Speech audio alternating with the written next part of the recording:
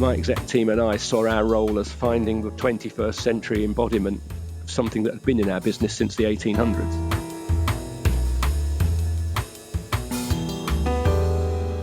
Hi, I'm Belden Mankis. Welcome to the Purposeful Strategist, the podcast that shifts the conversation about purpose and strategy from what organizations should do to what business leaders actually are doing and what they've learned along the way.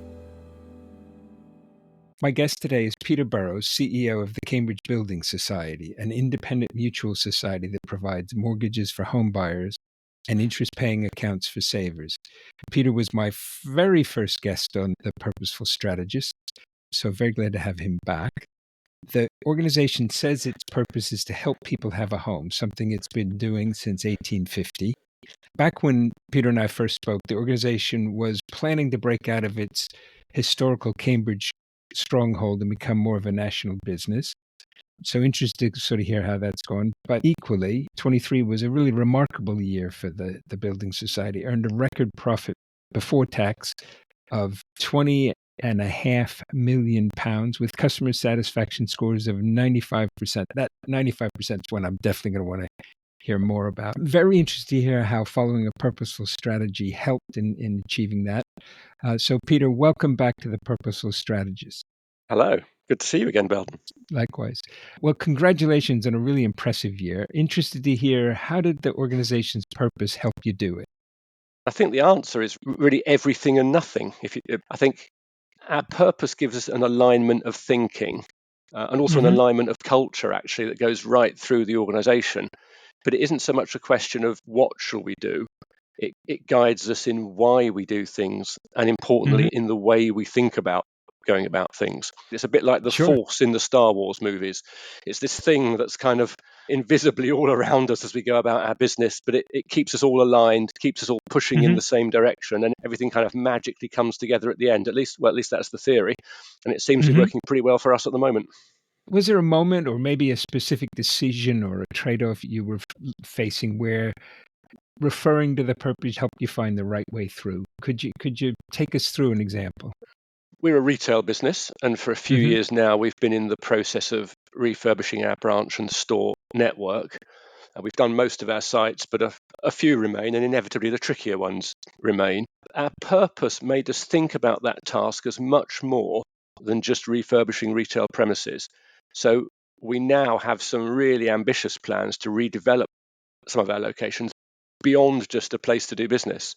So we're going to try and redevelop them to create some very high quality, environmentally sustainable city centre homes that we'll build typically above or adjoining our redeveloped store. And we hope we can create around about 15 new homes in that process. When we do that, we'll add them to what we call our rent to home scheme. And that's a scheme we introduced 5 or more years ago now, whereby we rent properties to aspiring first time buyers at a deeply discounted rent, like, a 70% discount to market rate, on the proviso that we're helping local people, typically younger people on modest incomes, who can use the rent that they save as a deposit to enable them to break out of the rent trap and buy a place of their own. So they rent from us for around about 3 years, and the homes we've built then recycle back into our rent to home scheme and can help more and more people. So our purpose changed our thinking. It moved our thinking from how do we refurbish our branch network to how do we use our branch network to help more local people have a home of their own. So I think that's a real tangible example of purpose thinking in action. Peter, one of the things I really love about that is the way it illustrates the ability of having a purpose to open up possibilities in people's thinking that you just wouldn't get there other ways. Yeah, and it allows people to challenge each other. If someone's slightly reticent about making a pretty fundamental challenge to somebody else, they can phrase it in terms of, given our purpose is, why aren't we thinking? Right. It just creates that alignment of everybody realizes we're all trying to push in the same direction, and we have this bigger, higher purpose which we're trying to achieve. How do you make sure that as time goes by, as people hear the purpose said over and over, that it doesn't just end up being a phrase or a slogan? How do you keep it alive? How do you keep it really gut level for people? The first thing I'll say is I don't have all the answers. So induction, for example, Every new joiner who joins our organization goes through our induction process, and we tell the story. We talk about our history, our heritage, try and bring our purpose alive.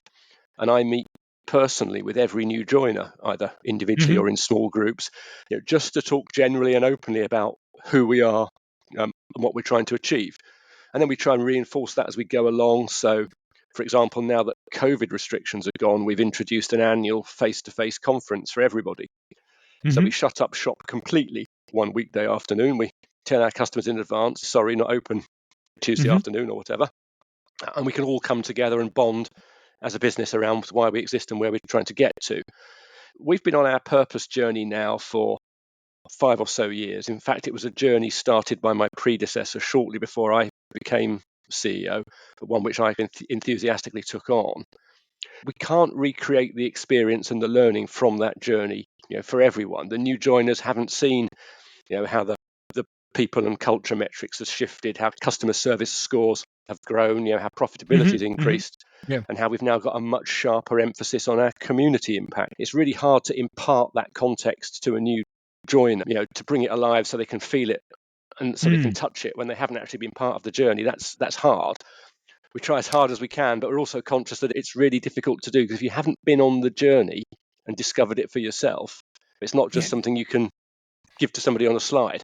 A couple of things strike me, though, in what you said. One is the time commitment from the chief exec to meet with every new joiner. And I can imagine that doesn't scale. There comes a point where that doesn't work. But nevertheless, the general principle of senior people in our organization will take the time to speak to people joining the organization and to share with them what it means. But the other thing that struck me as you were talking about, they haven't been on the journey. Well, they haven't up till today, but it sounds like the journey's still going on. Join us today, and wherever our customer satisfaction scores are and whatever impact we're having on people being able to have a home, join us in that journey, and you'll experience yourself the next bit of it. So when some years down the road, it's your turn to induct somebody new, Exactly. I mean, one of the jokey moments at our conference earlier this year was it's our 175th birthday next year. We were founded in 1850. And I said to people, look, as a measure of how this organization ticks, I'm talking to people at the moment at this conference who were here for the organization's 150th birthday. Right. That's the kind of long service we get through some of our people. And for the younger ones in the room, maybe I'm talking to somebody who'll be with us for our 200th birthday. Maybe you'll be stood on this platform instead of me in 25 years' time, driving the organization forward. I hope the purpose has endured. One of the themes that comes through in these conversations is the importance of making sure that your business model, the things you do and the way you make money, line up with your purpose. And just this program you were talking about, I could see that 25 years from now, there might be all sorts of new things that people have invented that help bring the purpose to life that might stretch the boundaries of the definition of a building society. It'd be interesting to see. Well, you may not be the CEO in 25 years. You may very well be. Who knows? I think I was laughed off the stage when I suggested I might be here in 25 years' time. So. They shouldn't. It's ageist. Interested to hear how the purpose shapes the way people behave in the organization. You talked about it sort of being this invisible force that keeps you all aligned. But is there an example that in your thinking kind of crystallizes that? Yeah, so we talked about how it changed the way we thought around refurbing our stores and how we could use it to provide some homes for people. And that's, I guess, a slightly dramatic impact of thinking purpose, but much less dramatically, but equally important. You do see it kind of all the time through our business now. So I was talking to one of my exec colleagues just this week, and she was telling me she was out at one of our branches and talking to branch team members. So, people who are really on the front line of things, dealing with customers day to day. And one team member had said to her, hey, look, we're supposed to be all about helping people have a home, so why don't we? And proceeded to give some observations from their world about the processes that could be tweaked or whatever. And I thought that was so powerful, because it shows there's a real connection there between somebody who really knows what's going on because they're dealing with customers on a day-to-day basis, Right. is bought into the purpose, feels empowered to challenge things on the basis of the purpose. And I think that that's purpose thinking in action. And I would say that bodes really well for the future of the organisation. To come back to my key point at the start, it's the purpose that everybody aligns behind and gets an alignment of purpose, alignment of thinking. And when you see it in action on a little sort of day-to-day interactions like that, that gives me real confidence.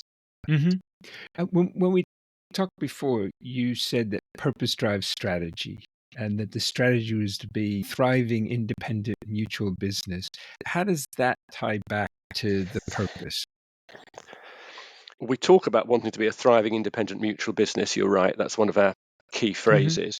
If our purpose is to help people have a home, then our strategy for delivering that purpose is what we call our thriving, independent, mutual strategy.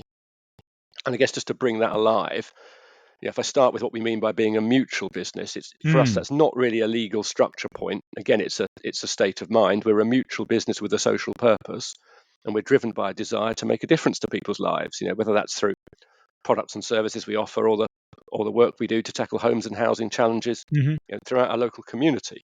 If you move on to independence for us is about controlling our own destiny. It allows us to be courageous. It allows us to pursue our purpose and to do what we think's right and in line with our values. And we know that to stay that way, to stay independent, we need to be commercially sustainable. We need to be clear why the world's a better place with an independent Cambridge Building Society in it, which kind of naturally leads us on to that third word of the thriving, independent, mutual sort of phrase, which is thriving. And that's about our energy and our ambition. We want our members and our people to feel like we're the best mortgage and savings organisation they've ever been part of. So we need to offer good value products, fantastic service. We need to give our people a rewarding, developmental, fun place to work. We're not trying to copy anybody else. We're not trying to be a bank. We're trying to build something different and something special that people want to be part of.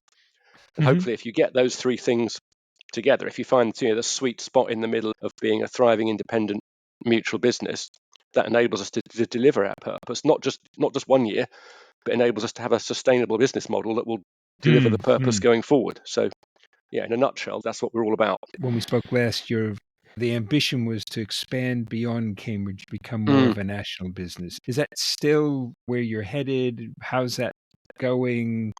You're the Cambridge Building Society. How does all that fit together? Yeah, that's another really good question, actually. You've clearly done your research. So for us, I guess the way we think about that is it's not that our ambition is to move from being a regional player to a national player. Our ambition is to deliver our purpose, which is to help more people have a home. As a result of that, we're growing. And as we grow, we're naturally broadening our reach and becoming a national player. And that might sound like I'm being a bit picky about turning it back on you, but it's important to us that we see it from that angle, because that emphasizes that it's a gradual process. We're not rushing to do it to maximize our profits or for any other reason. We're trying to grow or to thrive in our language, and that's naturally seeing us operate over a bigger geographic footprint. So I think since we last spoke, we've opened a new store. We've opened up in Bury St Edmunds, brand new store in a brand new location for us. In contrast to most banks who are responding to digital trends and cost pressures by reducing their branch numbers, whereas we're slowly and steadily expanding, and we intend to progress that geographic footprint growth pretty carefully, purposefully, dare I say, progress that growth. Brilliant. But the guts of your question is a really good one. We are the Cambridge Building Society. Our community is Cambridge, and that's our identity. So the simple answer is that all of our community activity is going to stay focused on our local community. We've got one corporate office, one head office building, unsurprisingly, bang in the middle of Cambridge, and we've got branches across Cambridgeshire. Physically, we aren't anywhere else. Obviously, you can use our app and call our call centre from anywhere you choose. You can do it from your beach holiday in Australia or the other side of the world if you really want to. But physically, we're going to stay a Cambridge business, at least for now. And therefore, delivering on our social purpose is deliberately restricted to our Cambridgeshire heartland. But, never say never. Who knows what my successor or my successor's successor on our 200th birthday might be talking about.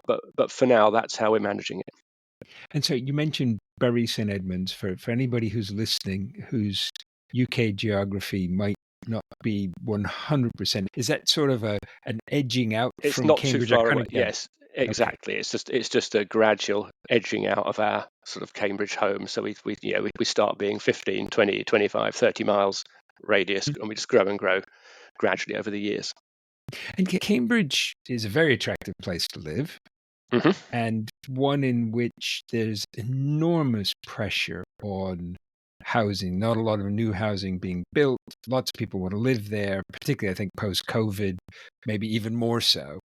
Are there things that you could do that would be more systemic about shifting that? Or is it we do our thing and the bigger issues around planning and development and all of that's somebody else?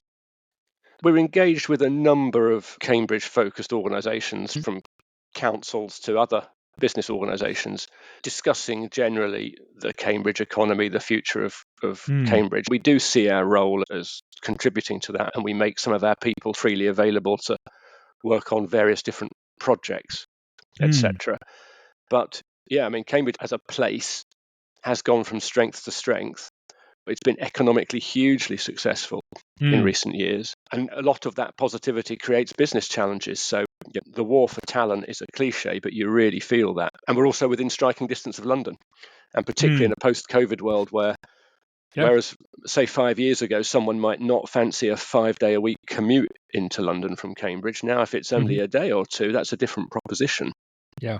It works Yeah. both ways, because we can attract people from a broader field as well, because we're not asking people Hmm. to come into our office 5 days a week, Yeah. but it has changed the dynamic a bit. But yeah, Cambridge is a great place. Obviously, a hugely historic city with Cambridge University. It's got the Addenbrooke's teaching hospital. There's a Hmm. lot of Mm. high tech, a lot of biomed stuff going on our doorstep. So it's an exciting place to be, and people do want to be here. And that also means it's one of the most expensive places in the UK to buy property, which comes right back to our helping people have a home purpose. We've been Yeah. trying to help the people of Cambridge get a home of their own since 1850, and we're going to Mm. continue trying to do that to the best of our ability, but recognizing Yeah. that we're just one player in a large ecosystem. I do think for a lot of purpose-driven organizations and purpose-driven CEOs, that question of where do we fit in the ecosystem and how active do we want to be? What's our Mm. place in that? I think is a often overlooked Mm. aspect of strategy. So I'm really pleased to hear you're finding your place in all of that. Yeah, and that's something that we've been deliberately focusing more on in recent years. Interestingly, I Hmm. can't recall explicitly saying because of our purpose, I want to be more focused on that. But that goes back to my sort of the purpose is a binding force all Yes. around us. It's Yes. just Yes. because it influences the way we think. That's something Hmm. we've seen as the right thing Hmm. to do Hmm. without Yeah. ever writing on Yeah. a Yeah. piece of paper because of our purpose. Hmm. If you think of the last 3 years since you were first on the podcast, has anything surprised you? Is there anything you do differently? I'm naturally a pretty reflective person, so there's a risk that I'd say I'd do most things differently. But fundamentally, not that much, to be honest, because Hmm. the Yeah. process of looking inside ourselves to discover what our purpose was, yes, at times I wish we'd prosecuted aspects of that process differently. We went down a few rabbit holes, etc., etc. Hmm. But the ultimate goal of we want to discover our purpose, I mean, absolutely, I would do that again. We've built a whole strategic architecture that hangs off that around vision, mission, values, all the stuff that a good strategy textbook would tell you to do. If we had our time again, we might go about that in a slightly different way, and there's probably shortcuts and better processes we could have used. But the ultimate desire to construct a strategic architecture that sets out who we are as an organization, I think that would remain and something we would want to Hmm. do again. And performance over the last 3 or 4 years has been excellent. I'm the sort of person who always wants more. So you always look back and think, could we have done 5 or 10% Hmm. more last year than we actually did? But there's something to be said for controlled progress. Someone much wiser and more experienced than me pointed out that many of the bright, burning success stories of 30 years ago are no longer with us, but Mm. organisations like Cambridge Building Society are continuing to deliver. I sometimes see my job as making sure that I hand the organisation over to the next generation in a better Hmm. condition than it was handed over to me. Mm. And Mm. if everybody does that, then down the years you have a sustainable business trying to do some good in the community. Yeah. Yeah. Very interesting. One of the things that I've seen is that purpose often has this steadying, almost realistic quality because there Mm. is this thing we're trying to do, but we've aimed at something that we know we're not going to get there overnight. So let's make sure we don't burn ourselves out on the way there. There is always a Mm. risk of burnout, particularly around some really ambitious, energizing purpose. But then also the way that it, and you've illustrated a couple of bits of that, the way it grows. It can, if you're not careful, expand into all sorts of things. And so you have to keep bringing it back to, yes, we could do that, but There is business reality yeah. sometimes. I think when we last spoke, I was keen to make the point that you don't see your commercial model as something distinct from your purpose. You have to Mm-hmm. intertwine them. You're not Yeah. doing your commercial model to create some money, to spend some money on your purpose. That's charitable giving. You want to have a business model that's integrated with your purpose. Yeah. Yeah. I think that's a difficult thing to It sometimes is. find your way to. So well done you. Well done you Well, and we're not the perfect, but organization. it's a journey that's never over. As you said earlier, if you put your feet up, things will start going off the rails. Yeah. So Yeah. we're Yeah. very conscious that it's just something you've got to keep doing and keep Hmm. reinventing. Any advice for business leaders who themselves are developing or implementing a purposeful strategy? My mind is kind of drawn to the philosophy of mathematics. So bear with me, this is relevant, honest. Okay. People sometimes debate whether mathematics is discovered or invented. So Mm-hmm. someone produces an amazing new mathematical theorem or a new technique or whatever. The philosophical question is, did they create that, or did it already exist and it's more accurate to say that they discovered it? Mm-hmm. And in hindsight, our purpose process was a discovery process. We didn't Mm. create our purpose, we went about discovering it or rediscovering it. And this is going to sound very grand, but it feels like we've reconnected to an underlying truth of the Mm-hmm. organization that was always there. Now, for us, I think we were fortunate. It was a relatively well signposted discovery path. Yeah, we're a mutual business. The concept of having a social purpose is captured in our founding documents that goes back to 1850. So our challenge was to say, yeah, but what's the 21st century formula that Mm-hmm. brings all of that alive?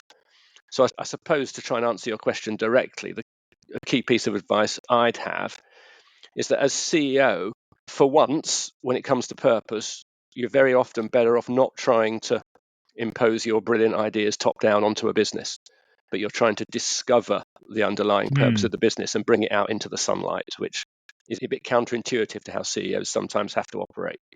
If you're a founder of a business, it might be a bit different because you're building everything from scratch. But for many CEOs, you take over the helm of an existing and long-standing business, and the temptation too often is just to try and change it all and to try Mm. and impose your will on what the business needs to be and to overlook that underlying DNA of the business. My exec team, who crystallized very shortly after I became CEO, so this has very much been a team effort. My exec team and I saw our role as finding the 21st century embodiment of something that had been in our business since the 1800s. And I Mm-hmm. think that mindset has really served us well. I hope that our purpose is not my purpose or the board's purpose. It's the organization's purpose, which will endure over time. It predates me and it'll postdate me. My job is to keep it alive and hand it over to the next generation in hopefully slightly better shape than I found it. Mm. Mm. So, Do with you? the caveat that all businesses are different, Yeah. that would be my advice for anybody who really wants to go down a purpose journey, which is to think, I'm discovering more than I'm creating here. Mm. Mm. Yeah. I think that's great advice. Do you think being a mutual makes it easier for the organization to have an underlying purpose that it's maybe sometimes consciously aware of and maybe sometimes less so? Do you think that's easier, or in some ways does it almost make it harder? I think it probably on balance makes it a little bit easier. Mm-hmm. As I say, we're being a mutual organization. You're not trying to satisfy the needs of external Mm. market investors, which is certainly one thing that makes things a bit easier. And I think when you dig into your history and why the organization exists, for mutual businesses which are member owned, Mm. I think more often than not, you can find some inspiration in your history. You need to find the 21st century formula to, Yeah. to embody the past in the future. It's not about being stuck in the past, Mm. but it is about taking some inspiration from where your organization came from and what its underlying fundamental purpose is. I think also that the number of people in our business who have been in the business for quite some time and care deeply and passionately about our business is something that you don't have to be a mutual business for, but for It's true. just for societal factors, you do tend to find that mutual businesses have, that sort of cohort of long-standing team members, and they don't have to be in positions of influence. They can work anywhere right across the business in whatever role suits them best. But being our size as well, we're about 250 people. Everybody can genuinely have a say. And if you've got a bunch of people who care deeply about the business, who are empowered to have a say, and we're all trying to say, what's our business all about? Where have we come from? What's the right way of keeping that ethos alive in the 21st century? Then yes, I think it does give you a little bit of a head start on some businesses as you go about wanting to rediscover your purpose and really bring it to life. Yeah. Anything we haven't touched on that you'd like listeners to know? No, that's a pretty good conversation, actually. I think we've covered most of the high points. I suppose just to stress, don't fake it. If you want to be a purpose-led business, be a purpose-led business, but don't feel you have to do it because people are looking at you and saying you should be purpose-led too. Do it if it's right for you. Yeah. I mean, it's certainly right for us. I've got no regrets, but other business models do exist. People need to do what's right for them in their particular set of circumstances. I think one way to think about for-profit businesses, and this tends to be a fairly prevalent view, and I'm not saying it's wrong, is that the business is owned by the shareholders and it's there to serve them. I think there's a different view, which would say that a little like a mutual, and like any enduring organization of people coming together, there's a purpose there to be discovered. And once you discover it, then you have to ask, who are the parties I need to gather around us to be successful? And if that includes shareholders who support what we're doing and think it's a sensible investment, it turns what can sometimes be a very disempowering view of that shareholder business relationship on its head. But yes, I think you've got a point there. When we talk about our stakeholders, there's, as with most businesses, a large group that you're seeking to do things with. But we're always very clear that we have two principal stakeholder groups. One is members and one is our team, ourselves. We can be that clear because we don't have a third set of external market investors to satisfy. But the flip side of not being a business whose primary objective is to make profits is that you do have to be commercially successful in order to have a sustainable business model. So you can't overlook it. It just becomes one of a number of factors in that balanced scorecard, as opposed to arguably in shareholder land, it's always going to be the primary factor because that's most investors want a return on their capital, and that's why they're investing. Yeah. But you're right, there is definitely opportunity to talk to people about, if you really want to underpin a long-term return on your capital, this might be an area in which you want to invest in, actually. Well, I guess sort of the difference between investors and traders. Yes, yeah. Anything you'd like to ask me? And by the way, no is a perfectly valid answer. That was a good conversation, but was there any point in that conversation that I said something that didn't quite convince you or didn't quite ring true? That's a great question, Peter. I wouldn't say it didn't quite convince me, but it left me feeling like there's something more I'm going to want to know. And I think we would both recognize it is today an unanswerable question. So as you expand out from your historic core geographic center, where all of your social value activities are focused, it feels like there's going to be a tension, and it doesn't feel like it's going to come rushing at you because you're taking a fairly measured approach. But it does feel like there's a slightly unanswered question there. I think you're absolutely right. We would be the first to acknowledge that there is a question that needs answering at some point, but it's not a question we need to answer today. So we're clear on what we're doing for the moment, and it's not a question that really starts burning in a 3 or 5 year plan. But you're absolutely right. We want to think that the organization is going to go from strength to strength and be successful over time. The clue's in the question. We're the Cambridge Building Society. But at some point, we're going to need to rethink through exactly what that means. Yeah. One concept that I find really helpful in thinking about all sorts of issues, and it sounds like you've embraced this concept, now, next, later. What's the stuff we have to do now? Mm-hmm. What's the stuff we know we shouldn't be really doing anything on it now, but we know it's coming. It's like in the next bit. So let's have the mental discipline to keep putting it in next, but also be thinking about how do we get ready for it. And then one of the things is like, just later. That's, as I think you've been describing in this conversation, as the next CEO, or maybe even the one after that. Somewhere they're going to have to deal with this, but it's later. Yeah, so it's definitely in our later camp. The Yeah. person who has to deal with that has got a good problem on their hands because they've got lots of success that they're busy growing. Yeah, absolutely. Peter, thank you so much for joining us. It's been a brilliant conversation. Really appreciate you being here.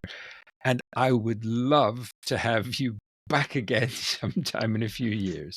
Hear how it's moved on. I always enjoy our conversations, so thanks for having me on.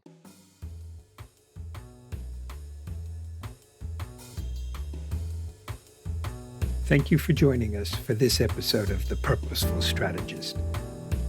Please email any suggestions or questions to belden@menkes.com. And if you enjoyed it, don't forget to subscribe. Thanks again, and join us soon for the next episode of The Purposeful Strategist.